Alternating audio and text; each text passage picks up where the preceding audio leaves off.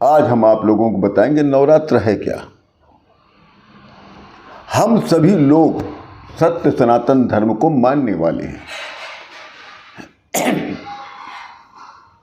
प्राचीन काल से ही नवरात्र या नव दुर्गा का पर्व हम सभी लोग, हम लोगों के जो पूर्वज थे, बड़ी श्रद्धा और आस्था के साथ मनाते थे और मनाते चलते चले आ रहे हैं आज तक। हम लोग के पूर्वज भी मनाते थे और हम लोग भी मनाते चले आ रहे हैं। लेकिन हम में से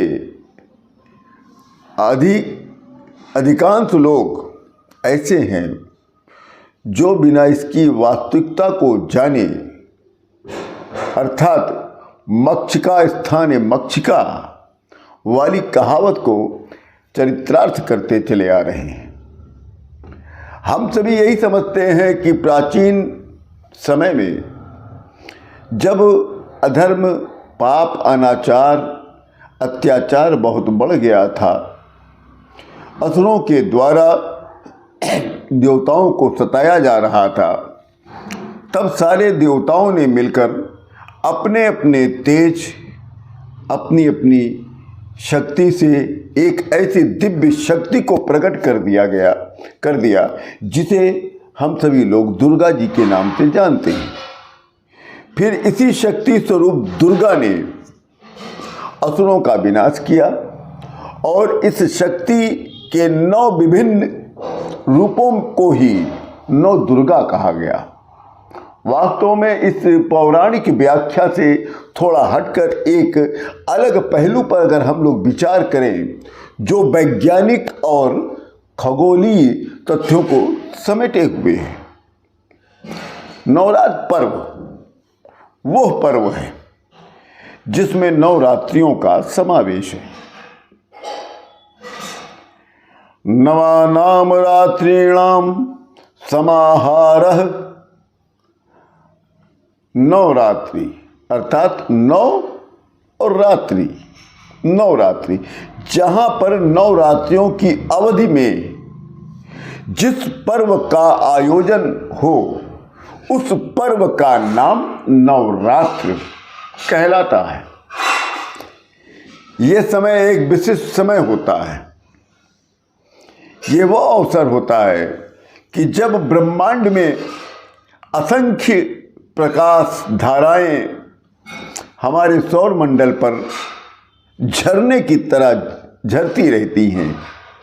ये प्रकाश धाराएं एक दूसरे को काटते हुए अनेकानेक त्रिकोण कृतियों को बनाती हैं और एक के बाद एक अंतरिक्ष में ये विलीन हो जाती हैं।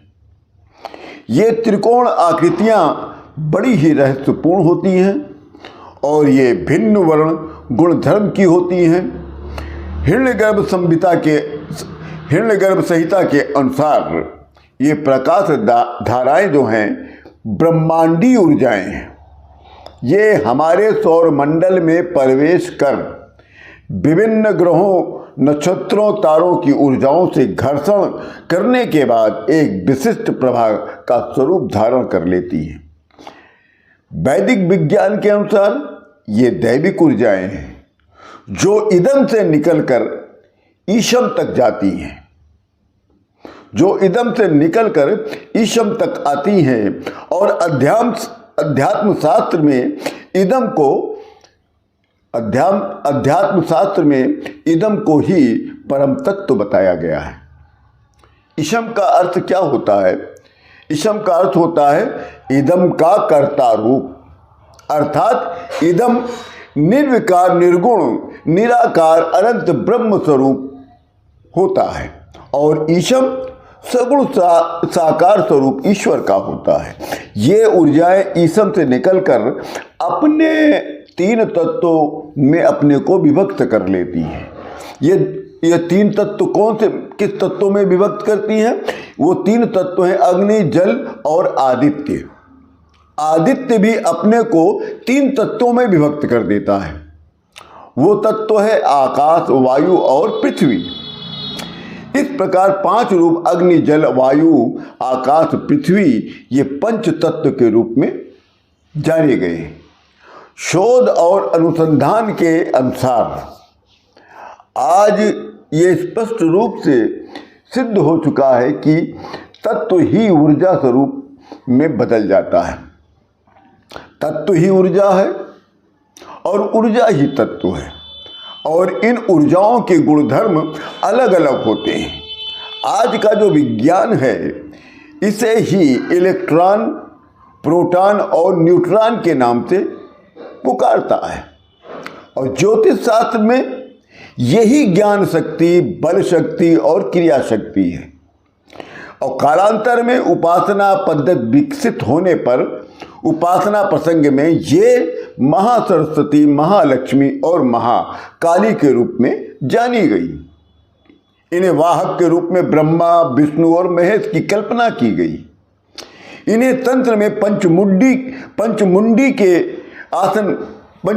आसन बताया गया, और हिरण्यगर्भ संहिता में ये 5 ऊर्जाएं सौरमंडल में प्रवेश कर सौर ऊर्जा का रूप धारण कर 9 भागों में विभाजित हो जाती हैं और 9 मंडलों को अलग अलग करके निर्माण करती हैं। ये 9 मंडल ही ज्योतिष के 9 ग्रह कहलाते हैं। इन ग्रहों से विभिन्न वर्णों की रश्मियां झलकती हैं, जो समस्त चराचर जगत को अपने प्रभाव में ले लेती है, अपने आगोश में वो ले लेती है। इन्हीं से जीवों की उत्पत्ति होती है। प्राणियों में जीवन इन्हीं से होता है। पृथ्वी पर इन्हीं से जीवन, जल, वायु, वनस्पति, खनिज, रत्न, धातु आदि विभिन्न पदार्थों का निर्माण होता है। पंच तत्वों के संयोजन से, विभिन्न कर्मों के बदलाव से विभिन्न पदार्थों की रचना होती है। वैज्ञानिकों के अनुसार ये ऊर्जाएं जो हैं पृथ्वी पर उत्तरी ध्रुव की ओर से क्षरित होती हैं और पृथ्वी को यथोचित पोषण देने के बाद दक्षिणी ध्रुव की ओर होकर निकल जाती हैं। इसी को वैज्ञानिक लोग मेरु प्रभा कहते हैं। इसी मेरु प्रभा के कारण पृथ्वी का चुंबक तत्व होता है। मनुष्य के अंदर भी अपना चुंबक तत्व उसी के फलस्वरूप होता है। मनुष्य के शरीर में जो रीढ़ की हड्डी होती है उसके अंदर, उसके भीतर सुषुम्ना नाड़ी होती है।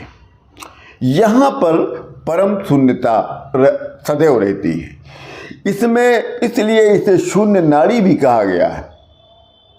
इस स्थिति में परम शून्य ही परम तत्व का रूप है, जो अनादिकाल में मनुष्य के शरीर में सुप्त अवस्था में रहता है, और नवरात्र के दिनों में मनुष्य को अनायास ही एक अलौकिक अवसर हाथ लग जाता है, जब उसकी चेतना में आलोड़न होने लगता है।